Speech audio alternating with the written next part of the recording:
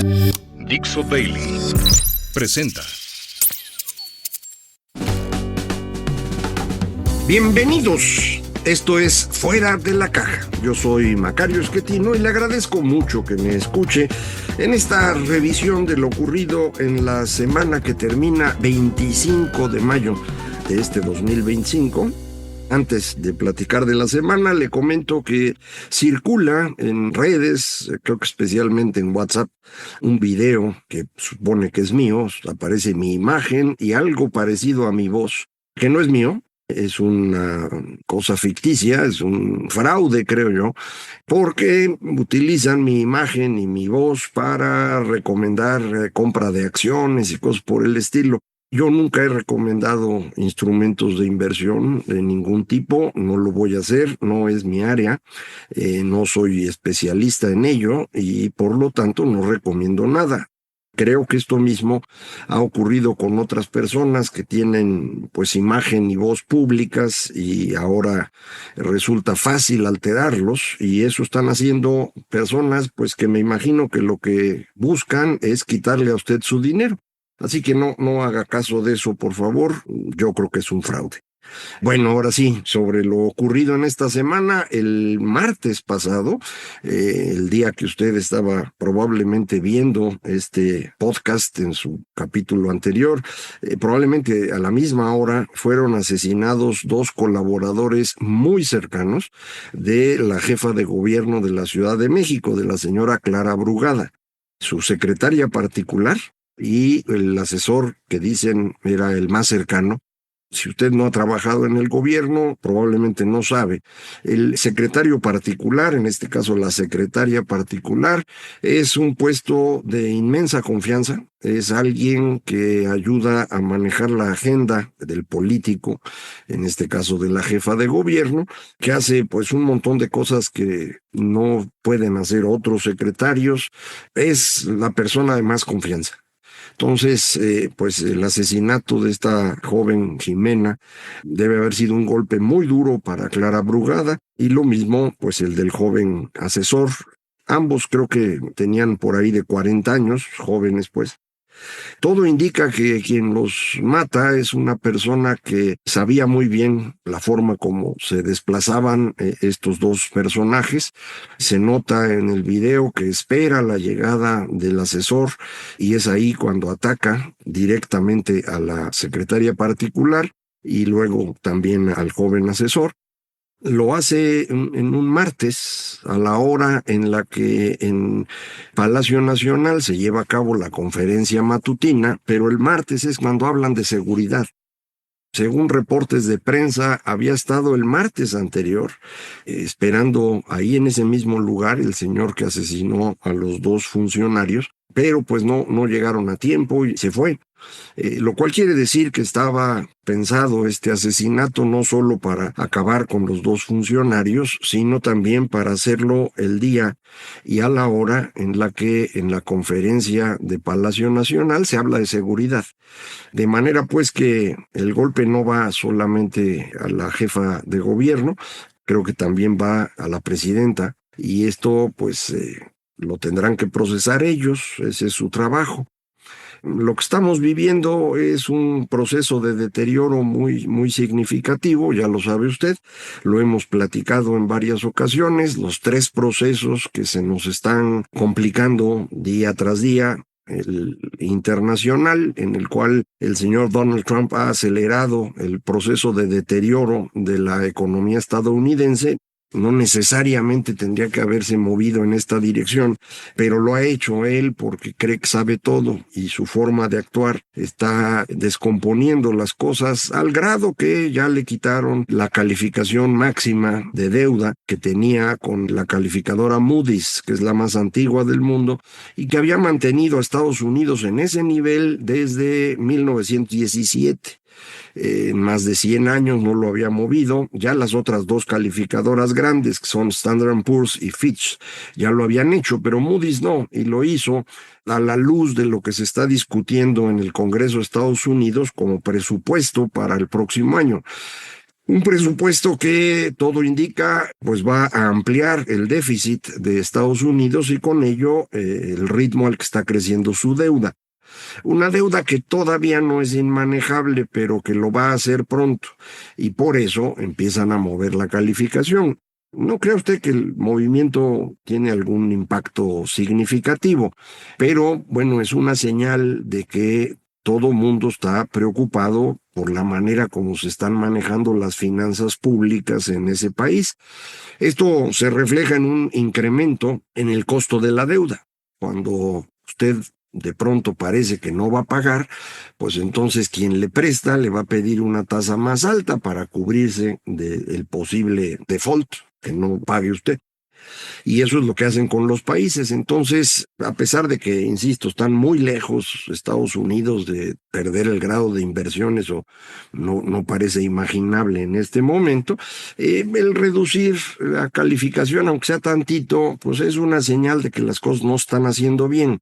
Una señal que debería servirle al gobierno de Estados Unidos para ser más cuidadoso. Pero ya sabe usted, el señor de allá es como el señor de acá, que no les importa nada y pues esto ha producido este incremento en el costo de la deuda de Estados Unidos y también está provocando una depreciación del dólar.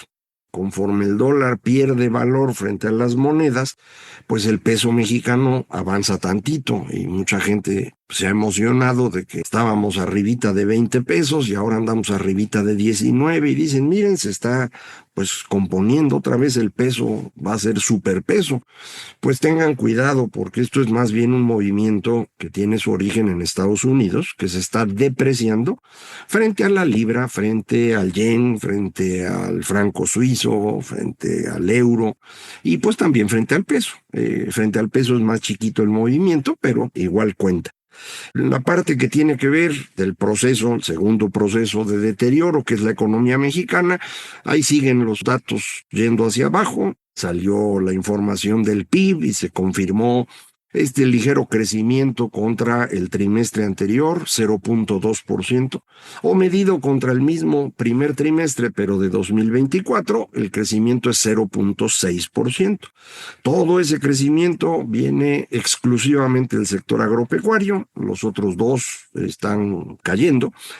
Servicios sigue todavía en números positivos en el PIB, pero ya no en el índice global de actividad económica que se mide mes a mes. Ya para el mes de marzo ya está en números rojos los servicios. La industria lo ha estado desde hace algún ratito. De abril tenemos poca información todavía, pero pues ya sabemos que se generaron menos empleos, ya el crecimiento anual en generación de empleos ya está claramente abajo del 1%, y creo que le había yo comentado, cuando se rompe la barrera del 1%, pues prácticamente es seguro que vamos a tener una recesión, ya no más falta saber en qué fecha empieza y cuándo termina. Eso lo hace un comité especial que tenemos en México, se creó hace bien poquito tiempo, pero pues funcionan ocasionalmente y lo hicieron en esta ocasión justo el día anterior a que se publicara el PIB, para decir no estamos en recesión. Para tener recesión se necesita que haya una caída general en la economía, que sea profunda y que sea duradera. Entonces no es general porque hay sectores que todavía están creciendo, el caso de servicios, como decíamos, y especialmente el agropecuario. Pues no podemos decir si es duradera o no, porque no es general. Y en términos de profundidad, pues prácticamente no hay caída significativa. Estamos entre el 0, -1, pues es chiquito, ¿no? Bueno, esto ya irá cambiando, ¿no? Insisto, los datos de abril del empleo ya se los comenté, y del comercio exterior sabemos que tanto importaciones de consumo como importaciones de bienes de capital están cayendo. Esto es importante porque la única parte del consumo que había crecido durante el sexenio pasado fue el consumo de bienes importados. El consumo de bienes nacionales creció menos que el PIB, creció a un ritmo anual promedio de 0.7. Los bienes importados crecieron por encima de 7, o sea, más de 10 veces más rápido. Si eso está cayendo, pues mi impresión es que el consumo también está ya en números rojos. Y la inversión, pues ya estaba cayendo desde antes, pero ahora la contracción del mes de abril en importaciones de bienes de capital es del 11%. Entonces sí se está contrayendo, ¿no? Y eso lo vamos a poder saber con más certeza en los siguientes meses. Por cierto, el señor Marcelo Ebrard presentó un dato de que la inversión extranjera crecía, es un dato ficticio. La inversión extranjera en el primer trimestre de 2025 es más chica que en el primer trimestre de 2024, de 2023 y de 2022. Entonces no está creciendo. Yo no sé de dónde sacó esos datos. Yo traté de reproducirlos, no encontré cómo, así que quién sabe quién se los dio. Pero bueno, eso es la parte económica. En la parte política, que fue con la que empezamos, el tema del asesinato de estos dos jóvenes funcionarios es sumamente preocupante, pero también lo es que al día siguiente, el miércoles, la presidenta no pudo tener a nadie en su conferencia matutina porque la CENTE, la Coordinadora Nacional de Trabajadores de la Educación, aisló a Palacio Nacional, ¿no? Lo que no había hecho nadie en todo el periodo que estuvo López Obrador. Ya ve que ponían estas barras o estas cosas de acero para que nadie se acercara. Ahora, pues, como que no las pusieron a tiempo y estos señores rodearon el palacio. El único que entró fue un militar. Y entonces ahí estaba la pobre presidenta solita con el militar ahí sentado, diciéndole a Clara Brugada, no está sola. Pues no, la que está sola es otra, ¿no? Que no pudo ni hacer su conferencia. Al día siguiente, o 2 días después, los de la coordinadora fueron a cerrar el aeropuerto de la Ciudad de México. Lo lograron durante varias horas, no pasó nada más grave, por suerte, pero pues tienen controlado lo que ocurre en la ciudad porque pues para eso sirve la Coordinadora de Trabajadores de la Educación, es un grupo de choque. Es un grupo creado bajo la idea de que se debe alcanzar la revolución socialista. Ese es el origen de la sección 22 en Oaxaca y de la coordinadora en su conjunto. Siguen teniendo esas ideas extrañas que, por cierto, coinciden con las de la señora Sheinbaum. Y aún así, pues le están amargando la vida. ¿Por qué? Pues siempre conviene recordar que durante el sexenio de López Obrador no hubo prácticamente manifestaciones, ¿usted recuerda? Las únicas que ocurrían eran las que él no podía controlar, la de las mujeres el día 8 de marzo y las manifestaciones alrededor de la defensa del INE, del Poder Judicial y finalmente en apoyo a la señora Xóchitl Gálvez, las de la Marea Rosa, creo que les decían en algún momento, fueron las únicas que ocurrieron en todo el sexenio, a diferencia de lo que pasaba antes. Y es que prácticamente desde mediados de los 90, creo que en México no hubo movimiento, entre comillas, social que no estuviera bajo control de López Obrador. Él es el promotor, el que cosecha, a final de cuentas, esas movilizaciones, y pues puede ser que ahora también lo siga haciendo. Como no sabemos dónde está, ni con quién se comunica, pues es muy probable que esto de la CENTE lo esté manipulando él, un poco para mantener a la señora Sheinbaum bajo control. No sería extraño. Ocurre también a través de su periódico oficial del señor López, que se llama La Jornada, a la que él le regaló dinero en cantidades industriales. No sé si usted lo vio, pero el dinero que se paga desde el gobierno para difusión, propaganda, etcétera, en medios de comunicación se publicaba ocasionalmente y le daban a La Jornada más de lo que le daban a Televisa. Nada más para que veas, o sea, un periodiquillo comparado con una cadena de televisión, radio, etcétera, ¿no? Al periodiquito le daban más.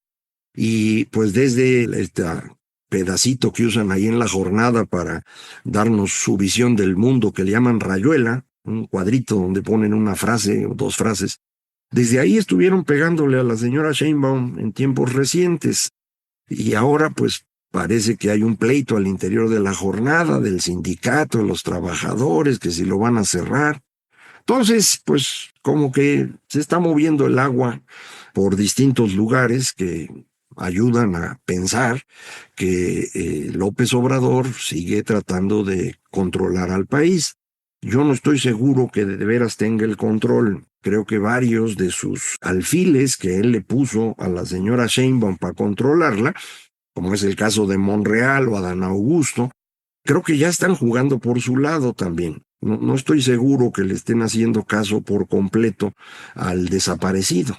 De manera que lo que yo percibo es un deterioro general en la política mexicana, en donde ya no hay nadie que tenga el control de todo lo que ocurre, como sí pasó durante el tiempo de López Obrador y como era frecuente que ocurriera en sexenios previos, en donde el presidente pues, tenía control del partido disciplinado que era el PRI, y luego cuando estuvieron Fox y Calderón no tenían por completo el control, pero había pues negociaciones, acuerdos, ahí más o menos la llevaban, e insisto, toda la conflictividad social la promovía López para su propio beneficio, como ocurrió al final. Entonces, en este momento, me parece, no tenemos muy claro qué pueda ocurrir.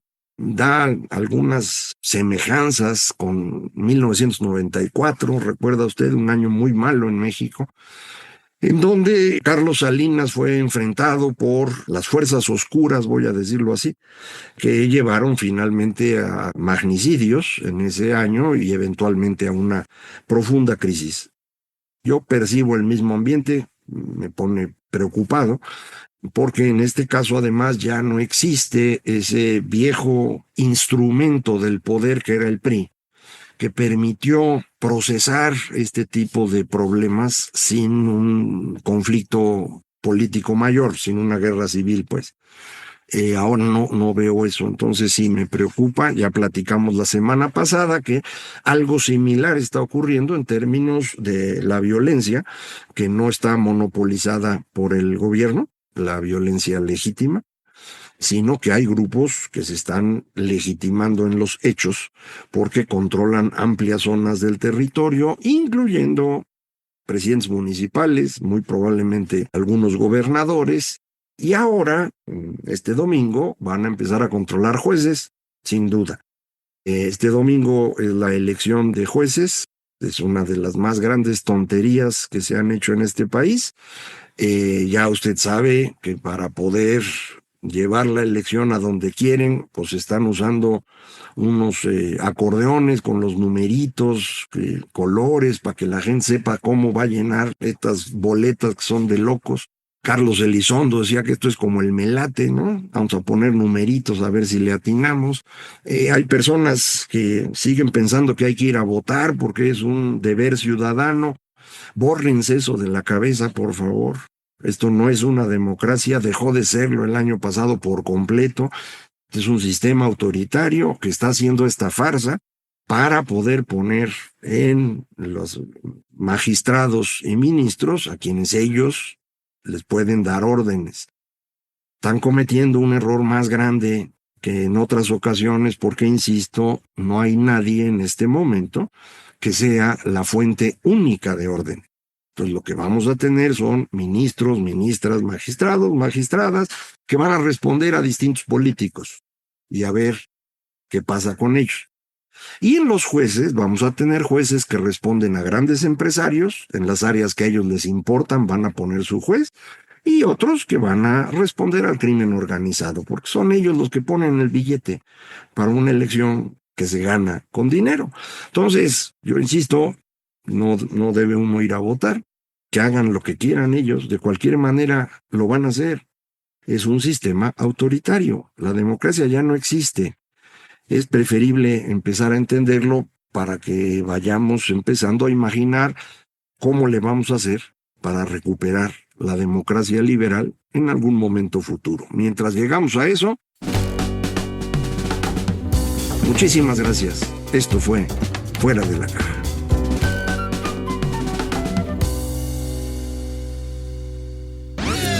Una producción de Dixo.